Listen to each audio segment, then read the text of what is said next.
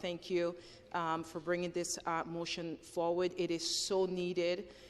There are so many families in Canada, in Ontario, that I personally know that was impacted by this deepfake. And a lot of people still don't know. There's a word for it, deepfake, and I'm very happy that you're bringing this forward.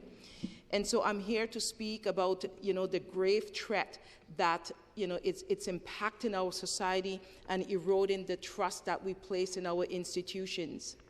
This challenge is not just a technology concern. It is the fundamental crisis that jeopardizes our democracy, our economy, and the safety of our citizens and everyone who calls Ontario and Canada their home.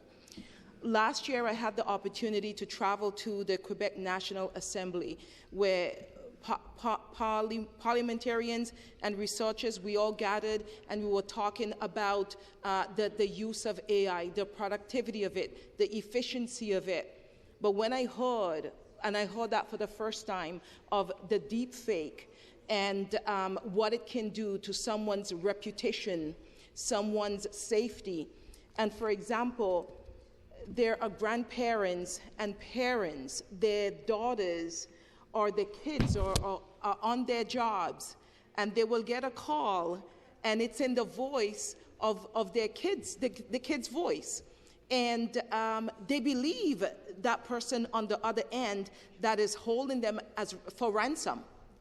And they will go to the financial institutions and send the monies to those fraudsters. So a lot of that is happening across Canada.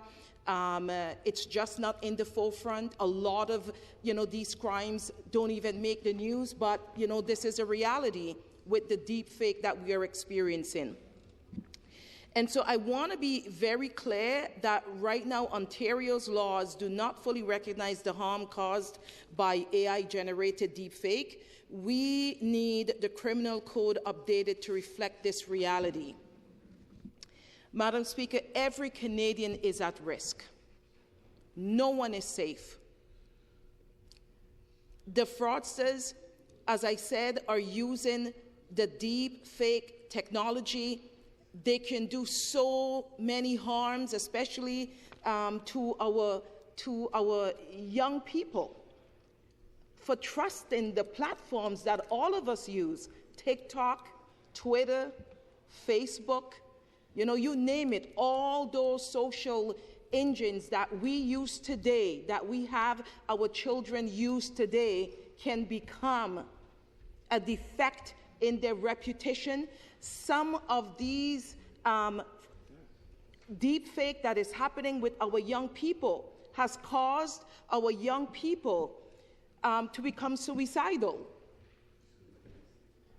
So the deepfake in technology and the lack of education for us here in this chamber and for us outside of this chamber, Madam Speaker, we do need to do something about it, and not yesterday or next week, but we need to up the ante of the importance right now. It's very important and it's very urgent.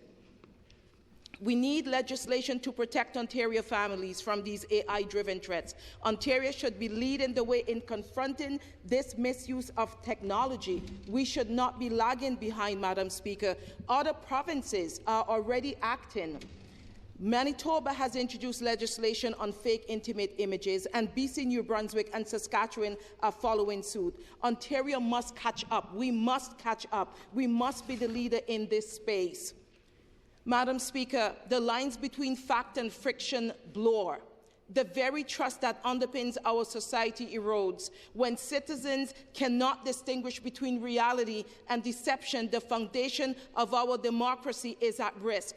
This is a call to action for all of us, governments, corporations, and citizens alike.